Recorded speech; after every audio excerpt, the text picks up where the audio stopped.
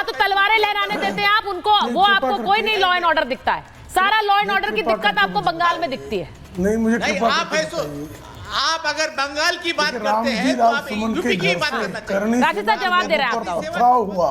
हाँ, रामजी लाल सुमन के घर से प्रदर्शनकारी करणी सेना के लोगों पर पथराव हुआ, फिर भी करणी सेना के लोगों के खिलाफ शस्त्र लहराने के कारण मुकदमा दर्ज हुआ। दूसरी बार वो पहुंच भी नहीं पाए। रामजी लाल सुमन पूरी तरह से सुरक्षित है। रामजी लाल सुमन ने राणा सांगा के प्रति अपशब्दों का प्रयोग किया, फिर भी वो सुरक्षित है। चंदन दास ने किसके खिलाफ अपशब्दों का प्रयोग किया था? राशिद शरीफ जी। हरगोविंद दास ने कौन से इस्लाम के बड़े चहेते के खिलाफ कोई टिप्पणी की थी? उनको क्यों मारा? यहाँ पर तो रामजी लाल सुमन को बचाने के लिए पुलिस कवच बनकर खड़ी हो गई। वहाँ चंदन गोस्वामी और हरगोविंद चंदन दास और हरगोविंद दास की निर्ममता से हत्या की गई, और पुलिस जो है मूक दर्शक के बीच में क्यों बोलता है बदतमीज आदमी? ये बीच में क्यों बोलते हैं? क्या प्रॉब्लम है? क्या प्रॉब्लम है इस आदमी को? मैं सुन रहा था ना इसको, क्या बीच में बकबक करने लगता है? कोई ताल्लुक नहीं है। क्यों बैठते तुम लोग आके टीवी पे? गन फैलाने के लिए बैठते तुम लोग आके, मुसलमानों को बुरा बुरा बोलते बैठ के। अबे तुम लोग कहां से इसको पकड़ के लाते हैं? किस कहां का है आदमी? कौन है? कुछ नहीं है, खाली भटकाने के लिए। एक मिनट, राशिद साहब मेरे मेहमान है, आप ऐसी भाषा में बात नहीं कर सकते। वो मेरे मेहमान है और मैं यही कहूंगी प्रेम जी, वो अपनी बात रख रहे हैं, वो अपना मुद्दा रख रहे हैं, आप अपनी बात रखिए। मुझे लगता है बड़ा क्लियर सा एक बकवास कर रहे हैं। मैं उनके बीच में बोल रहा था क्या? नहीं, आप अपनी बात रखिए, वो अपनी बात रखेंगे। नहीं, उनके बारे में आप मत कुछ कहिए प्रेम जी, ना वो आपके बारे में कहेंगे। डिबेट के बड़े क्लियर रूल्स हैं। एक मिनट प्रेम जी बात रख रहे हैं। राशिद साहब वो अपनी बात रख रहे हैं, आप उनको बात रखने दीजिए। ऐसे पर्सनल में अगर होने दूंगी तो फिर तो ये डिबेट नहीं होगी। चिल्लाने लगता है। बोलिए प्रेम जी। क्या सनक है इसके सिर पर? नहीं, उनके बारे में नहीं, मुद्दे पे बात करेंगे। मुद्दे पे देखिए, वहां चंदन दास ने और हरगोविंद दास को जब मारा गया, पुलिस मूक दर्शक बनकर देखती रही। रामजी लाल सुमन के घर के बाहर पुलिस कवच बनकर खड़ी रही। इस दोनों में अंतर नहीं है। वहां मंदिरों को, दुर्गा माता के मंदिर के पंडाल को तोड़ डाला गया, काली माता मंदिर की मूर्ति को ध्वस्त कर दिया गया, पुलिस मूक दर्शक बनकर देखती रही। हिंदुओं के घरों में आग लगा दी गई, पुलिस मूक दर्शक बनकर देखती रही। दूसरी तरफ कवच बन गई, और उसमें भी जिन लोगों ने शस्त्र लहराने पर मुकदमा ले लिया। तो भाई आप जो है कैसी तुलना कर रहे हैं? एक तरफ कानून नियम व्यवस्था की पूरी दक्षता के साथ पालन किया जा रहा है, दूसरी तरफ जो है हाईकोर्ट कह रहा है कि वहां पर केंद्रीय आरक्षी बल भेजो, क्योंकि बंगाल की पुलिस पर पीड़ितों को बचाने का कोई भरोसा नहीं है। ये हाईकोर्ट कर रही है, मेरा आरोप नहीं है। ये कोलकाता हाईकोर्ट ने तत्काल बीएसएफ की तैनाती की वहां पर।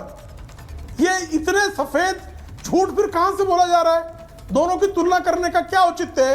यानी हिंदुओं के नरसंहार को राशिद जैसे लोग आकर उसको जो है उसका औचित्य सिद्ध करने का प्रयास कर रहे हैं। ये यजीदियत नहीं तो क्या है? इसी को, इस तरह की यजीदियत का ही विरोध है। आप क्यों भाई हर हत्यारों के समर्थन में खड़े हो जाते हैं? हाँ। करणी सेना के समर्थन में, अगर करणी सेना किसी पर हिंसा करेगी, उसके समर्थन में एक सेकंड हम नहीं खड़े रहेंगे, उसके विरोध में ताल ठोक कर खड़े हो जाएंगे। लेकिन ये अल्लाह अकबर का नारा लेकर, एक पवित्र नारे को देकर आप जो है बलात्कार करते हैं, आप नरसंहार करते हैं, आप मंदिरों को ध्वंस करते हैं, आप किसी मासूम की पीट कर हत्या करते हैं, और अल्लाह अकबर के पवित्र नारे को इस तरह से कलंकित करने वालों के साथ आप खड़े होते हैं। ये इससे बड़ी शर्म की बात क्या हो सकती है? मैं एक बार मैं जरा एक तस्वीर, शादाब जी इस तस्वीर को देखिए, उसके बाद आपके पास आ रही हूं। कर्नाटक के मंगलुरु में वक्फ के खिलाफ प्रदर्शन हुआ है और हजारों की संख्या में प्रदर्शन को लेकर सुरक्षा के कड़े इंतजाम वहां पर किए गए हैं। तो बड़ी तस्वीर, आपको एक तस्वीर दिखा रही हूं, जरा दिखाइए मंगलुरु की तस्वीर। ये देखिए, कर्नाटक के मंगलुरु की तस्वीरें हैं, और यहां पर जो आपने तस्वीर अभी देख रहे हैं आप, भीड़ ही भीड़ आपको नजर आ रही है। और ये तब है जब सुप्रीम कोर्ट में मामला है। सुप्रीम कोर्ट में मामला है, कल अगले सुनवाई तक मामले में यथास्थिति बनाए रखने की बात कही गई है, लेकिन इसके बावजूद वक्फ के जो खिलाफ, वक्फ संशोधन कानून के खिलाफ जो प्रदर्शन है उसमें भीड़ देखिए। अब मेरा सवाल शादाब जी ये है, ये इतने सारे लोग कहां से पहुंच रहे हैं? आप बार बार ये कहते हैं कि ये तो पॉलिटिकल मुसलमान है, लेकिन संख्या देखिए जरा, कितनी भीड़ है यहां पर। अब यही बात विपक्ष कह रहा है कि ये पॉलिटिकल मुसलमान नहीं है, ये तो आम लोग पहुंच रहे हैं। शादाब जी। सुचरिता, अगर ये आम आदमी होते हैं, आम आदमी के पास, मैं फिर इस बात को कह रहा हूँ, ये पॉलिटिकल मुसलमान है और पूरी ताकत इस वक्त मुस्लिम पर्सनल लॉ बोर्ड, जमीयतुल उलमा हिंद और उनको बैकिंग कर रहा है सारा विपक्ष। तो सब कार्यकर्ता लगातार, हम भी बात कर रहे हैं उन लोगों से, तो बता रहे हैं कांग्रेस के नेता आज हम वहां फला जगह प्रदर्शन में थे, आज फला जगह थे, वो सबकी खबरें आ रही है, वो फोटोज भी डाल रहे हैं अपने बाकायदा, क्योंकि आजकल सोशल मीडिया से कुछ छुपा नहीं है, इसलिए सब लोग पॉलिटिकल हैं, इसमें तो कोई शक नहीं है। लेकिन जो पश्चिम बंगाल में हुआ, देखिए कितना खतरनाक मामला पश्चिम बंगाल में। पश्चिम बंगाल में आज पता चल रहा है कि यहाँ बांग्लादेश के लोगों का हाथ है। बांग्लादेश में कोई मामला होता है तो पता चलता है कि बांग्लादेश में आईएसआई और पाकिस्तानी की जो पाकिस्तान की कुछ एजेंसीज हैं उनका हाथ है, वहां पीएफआई का हाथ है, वहां जमाते इस्लामी का हाथ है। ये आप कॉन्स्पिरेसी देखिए, अब कहीं आपको नया पता चलेगा कि यहाँ पश्चिम बंगाल के लोग शामिल हैं इस मामले में। ये एक नेक्सस बन रहा है अगर आप गौर से देखें। और ये लोग कौन है जो नेक्सस बना रहे हैं? ये लोग हैं भाई, ये बात मैं रशीदी साहब की इस बात से तो इत्तेफाक रखता हूं कि उन्होंने कहा, जो उन्होंने बताया कि भाई दीदी ने कह दिया कि भाई हम इस कानून को स्वीकार नहीं करेंगे, वो असंवैधानिक बात उन्होंने कही। लेकिन मैं कह रहा हूं कि उसके बाद तो वहां पे कोई हंगामा नहीं होना चाहिए था, वहां कोई विरोध नहीं होना चाहिए था। जब दीदी ने मना कर दिया कि नहीं होगा तो हम यही तो कह रहे थे कि ये प्रायोजित है, इसको दीदी करवा रही है, अपने कार्यकर्ताओं को, अपने लोगों को पीछे से बूस्ट करके करा रही है। मुस्लिम पर्सनल लॉ बोर्ड जो अपने आप को भोला बनने का कोशिश कर रहा है या काम कर रहा है, ये सब लोग पीछे से मिले हुए हैं और ये दिखाना चाहते हैं माननीय सर्वोच्च न्यायालय को, देखो देश के मुसलमान इसके खिलाफ है। देश का मुसलमान खिलाफ नहीं है। ये लोग जो नंगा नाच कर रहे हैं, जिनको अपनी सत्ता जाने का डर है, जिन्होंने अपीजमेंट पॉलिटिक्स की, वो हैं। और ये सब दबाव में हैं। ये दबाव में वैसे ही है जैसे राजीव गांधी जी दबाव में आए थे शाहबानो केस में। आज ममता दीदी के ऊपर भी वही दबाव है कि या तो हमारे हिसाब से चलो, नहीं तो तुम्हारा भी बोरिया बिस्तर पैक कर देंगे। ये वही लोग हैं जिन्होंने अभी धमकाया है जेडीयू को, जिन्होंने चंद्रबाबू नायडू को धमकाया है। आप कह रहे हैं ममता बनर्जी को ब्लैकमेल किया जा रहा है? बिल्कुल बिल्कुल, मैं ममता बनर्जी को ब्लैकमेल किया नहीं जा रहा। ममता बनर्जी तो खुद कूदी है, मुझे आओ मुझे ब्लैकमेल करो, तुमसे बड़ी तो मैं हूं। मैं खुद अपने आप पूरी स्ट्रैटेजी लेके चलती हूं और मैं बताती हूं कि कैसे करना है। इसलिए ये वही लोग हैं, अगर आप देखेंगे मर्डर्स करने का तरीका, दंगाइयों का जो उत्पात मचाने का तरीका, ये वही है जो पॉलिटिकल मर्डर्स में किया गया। इससे पहले जब चला है जो तब हुआ, वही अब हो रहा है। मुमताज जी, मुझे जरा बताइए, पश्चिम बंगाल की तस्वीर है, पश्चिम बंगाल में जो हिंसा हुई उसके बाद पश्चिम बंगाल के अगर गवर्नर हिंसाग्रस्त इलाके में जाते हैं तो उसमें कोई दिक्कत होनी चाहिए क्या? उसमें कोई समस्या होनी चाहिए? उसमें भी ममता बनर्जी कह रही हैं वो क्यों जा रहे हैं हिंसाग्रस्त इलाकों में, वो कह रहे हैं बाहरी कोई क्यों जाए?